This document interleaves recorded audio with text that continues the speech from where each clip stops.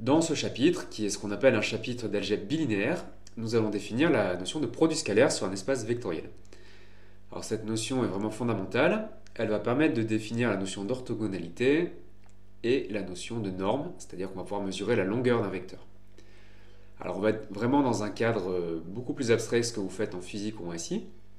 On va imaginer qu'il y a plusieurs produits scalaires sur un même espace vectoriel. Et donc il y a celui que vous avez étudié en physique ou en SI, pour lequel la distance entre deux points, c'est le plus court chemin entre ces deux points. Mais on va voir qu'on peut imaginer d'autres façons de calculer des produits scalaires, donc d'autres notions de dire que deux vecteurs sont orthogonaux sans forcément qu'il y ait un angle droit entre les deux. Et donc ça va nous définir d'autres notions de distance, et ce sera plus forcément le plus court chemin entre deux points. Alors on va commencer par des définitions et des généralités. Donc E est un espace vectoriel. Alors c'est pas sur K, c'est sur R, puisqu'en PCSI, on ne va considérer que des espaces vectoriels réels et donc des produits scalaires réels. Alors pour définir ce qu'on appelle un produit scalaire, on va avoir besoin de toute une liste de définitions qui vont vous faire un petit peu penser aux déterminants. Donc il y a effectivement un lien assez vague. Donc on commence par se donner une application phi qui va de E croix E dans R. C'est-à-dire qu'on prend un couple de vecteurs de E, donc on se donne deux vecteurs de E, et on lui associe un réel. Alors première propriété qu'on va demander à phi, c'est d'être bilinéaire. Donc quand est-ce qu'on dit que phi est une forme bilinéaire?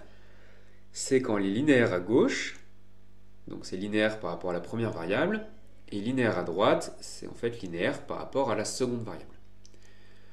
Donc le mot forme, on l'a déjà vu, c'est que l'ensemble d'arrivée, c'est l'ensemble des scalaires, donc ici R, et bilinéaire. Et bien dans le chapitre sur le déterminant, on a vu le mot forme multilinéaire. Bien ici, si vous voulez, c'est comme pour le déterminant, mais pour des matrices avec deux colonnes. Donc dans ce cas-là, le déterminant est bilinéaire. C'est exactement ce qu'on est en train de dire ici. Alors, première chose qu'on peut voir, c'est que si est une forme bilinéaire et qu'on veut la calculer avec un couple de vecteurs où il y en a un des deux qui est le vecteur nul, eh bien on trouve forcément le scalaire 0. Donc on va démontrer ceci. Donc on prend deux vecteurs quelconques de E, et on remarque que si on fait 0 fois le vecteur nul, ça fait le vecteur nul. Donc par linéarité à gauche, si vous calculez phi de 0 avec V, ça fait phi de 0 fois le vecteur nul avec V. Par linéarité à gauche, vous pouvez sortir le 0. Et 0 fois un réel, ça fait 0. Donc on a bien montré que le vecteur nul avec V, si vous appliquez phi, ça fait 0. Et pour la linéarité à droite, vous faites pareil. Et vous trouvez que phi de U0, c'est bien 0.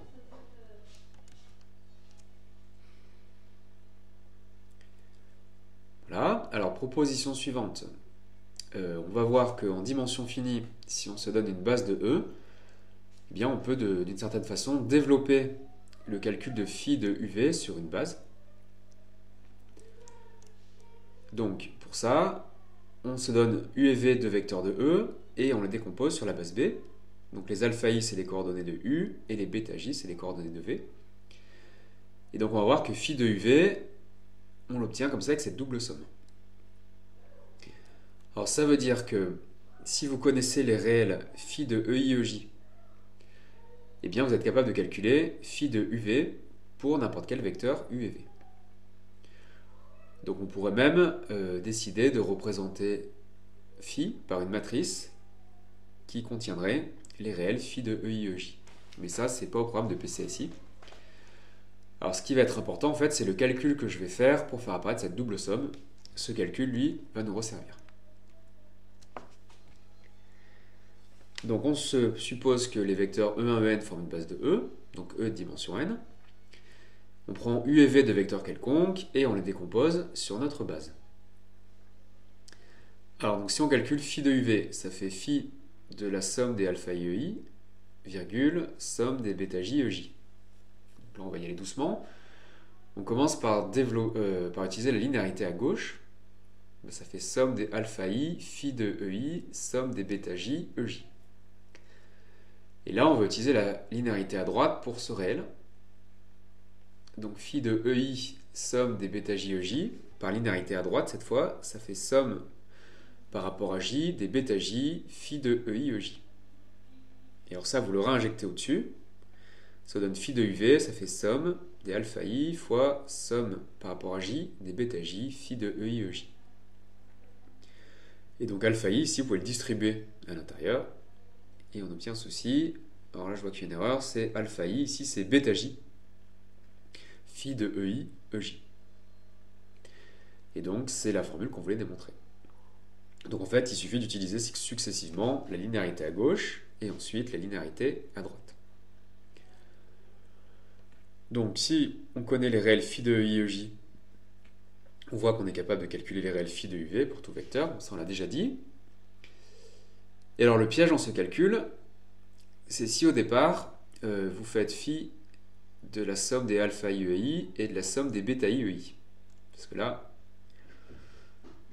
pour u et v, comme c'était les mêmes vecteurs ei et les mêmes bornes pour la somme de 1 à n, là j'ai utilisé l'indice i et là l'indice j parce que je savais que c'était pertinent.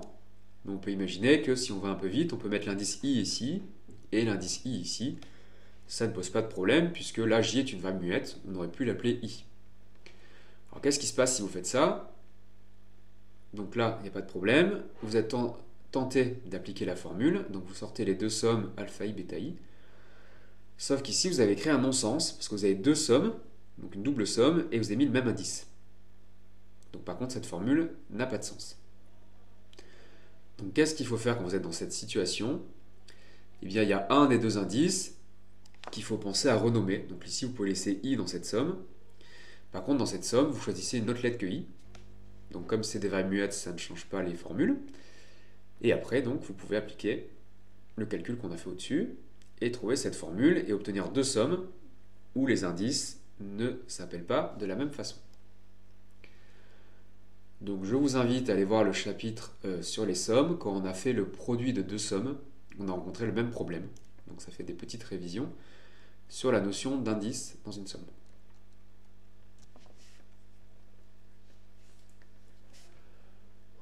Alors, donc maintenant qu'on sait ce que c'est une forme bilinéaire, on va aussi donner une deuxième propriété, c'est d'être symétrique. Alors attention, là, on arrête les analogies avec le déterminant, parce que le déterminant était antisymétrique.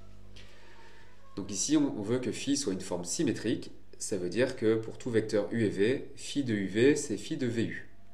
Donc l'ordre des vecteurs n'intervient pas dans le calcul de phi. Alors, on peut encore démontrer une propriété. Donc si on suppose que phi est une forme symétrique, il est équivalent de dire qu'elle est bilinéaire, qu'elle est linéaire à gauche et qu'elle est linéaire à droite. Alors, je vous rappelle que bilinéaire, c'est linéaire à gauche et à droite. Quand elle est symétrique, il suffit de le faire que d'un des deux côtés. Et donc on verra qu'en exercice, on gagne un tout petit peu de temps. On montre qu'elle est symétrique et par exemple qu'elle est linéaire à gauche, et on pourra en déduire directement qu'elle est bilinéaire. On ne vérifiera pas qu'elle est linéaire à droite. Alors voyons la démonstration. Donc 1 implique 2, on suppose qu'elle est bilinéaire, donc elle est linéaire à gauche et à droite. On veut montrer qu'elle est linéaire à gauche, il n'y a rien à faire. Donc maintenant on fait la réciproque, on la suppose linéaire à gauche, et on veut montrer qu'elle est bilinéaire. C'est-à-dire il faut montrer qu'elle est linéaire à droite. Donc on se donne 3 vecteurs de E, et lambda un scalaire, et on calcule phi de U, virgule, lambda v plus w. On utilise que phi est symétrique, donc ça fait phi de lambda v plus w, virgule u. On utilise que phi est linéaire à gauche, donc ici ça fait lambda phi de v, virgule u, plus phi de w, virgule u. Et on réutilise qu'elle est symétrique, ça fait lambda phi de uv, plus phi de uw. Et donc, on a bien montré que phi était linéaire à droite. Donc on a montré que 1 est équivalent à 2. Et de la même façon, on peut montrer que 1 est équivalente à 3.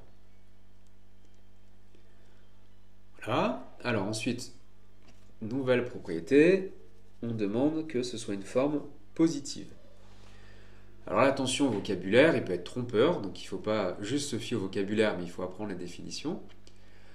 On ne dit pas que phi est positive quand elle ne prend que des valeurs positives. On dit que phi est positive quand pour tout U, phi de UU est positif. C'est-à-dire que c'est positif que si vous prenez le même vecteur. Mais en général, phi de UV, c'est un réel, ça pourrait être positif ou négatif. D'accord? Donc là, c'est positif que si je prends le même vecteur pour les deux variables. Alors, si phi est bilinéaire, on a vu que phi avec le vecteur nul, ça fait 0. Donc c'est toujours positif. Par contre là, donc ça sera toujours vrai quand U est le vecteur nul. Par contre, quand U n'est pas le vecteur nul, ça pourrait être négatif. Donc il faudra montrer que c'est tout le temps positif pour avoir une forme positive.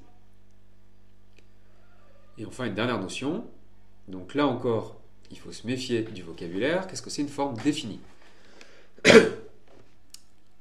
Alors, on va dire que phi est une forme définie lorsque pour tout vecteur U, phi de UU égale 0 si et seulement si U est le vecteur nul.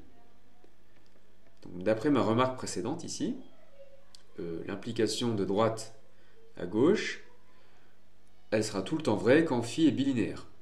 C'est-à-dire si U est le vecteur nul, phi du vecteur nul virgule le vecteur nul, ça fera 0. Donc là on s'intéresse à la réciproque, c'est-à-dire que phi de UU égale 0 ne sera possible que si U est le vecteur nul. Donc ça on appelle ça une forme définie. Et il ne faut pas confondre avec le mot défini qu'on utilise d'habitude, qui veut dire que la formule a un sens, et lorsqu'on cherche l'ensemble de définitions. Donc si vous voulez, il ne faut pas confondre ce qu'on appelle une forme définie, c'est la définition qui est là, et être bien défini, ça veut dire que l'ensemble de définitions, c'est tout l'espace de départ. Donc là, ce n'est pas du tout ce qu'on regarde, donc il faut se méfier de ce mot défini. Dans ce chapitre, il a changé de sens. Alors ces deux propriétés, elles vont être complémentaires. Donc positif, c'est phi de U supérieur ou égal à 0, et défini, c'est ce n'est nul que pour le vecteur nul. Donc si on combine les deux, phi de U, en fait, ce sera strictement positif, sauf pour le vecteur nul, où ce sera égal à 0. Et donc, maintenant on peut définir ce qu'on appelle un produit scalaire. Donc, il y a plusieurs produits scalaires sur le même espace vectoriel. Ça peut vous faire penser au chapitre de probabilité où sur le même univers, on pouvait définir plusieurs probabilités. Donc là, on est vraiment dans un cadre très général. Alors, qu'est-ce qu'on appelle un produit scalaire sur E? C'est une application phi qui va de E croix E dans R. Donc à deux vecteurs, on associe un réel. Et on veut que ce soit une forme bilinéaire, symétrique, définie et positive. Donc on veut toutes les propriétés qu'on vient de définir au-dessus. Et donc ces propriétés, il y en a 5. Alors que phi est une forme, il faudra vérifier que c'est bien valeur dans R, ensuite qu'elle est bilinéaire, ensuite qu'elle est symétrique, ensuite qu'elle est définie, et ensuite qu'elle est positive. Donc il y aura 5 propriétés à vérifier pour montrer qu'on a un produit scalaire, ce sera un petit peu long. Et on verra qu'en fait on montre d'abord qu'elle est positive, et ensuite qu'elle est définie. Et pour bilinéaire symétrique, on montre d'abord qu'elle est symétrique, et ensuite à la place de bilinéaire, on montre qu'elle est linéaire à gauche. Bon, ça, on verra ça en pratique. Alors, donc lorsque phi est un produit scalaire, le réel phi de UV, on le note habituellement soit U virgule V entre crochets comme ceci, ou alors U, un trait vertical V, cette fois entre parenthèses, et en physique ou en SI, vous le notez U.V. Mais en maths, le point a vraiment trop de sens. Donc on préfère utiliser ces deux notations principalement.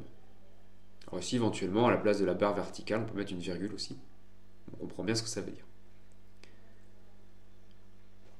Et dernier point de vocabulaire, donc lorsque phi est un produit scalaire sur E, et bien le couple E-phi, on appelle ça un espace pré-hilbertien réel.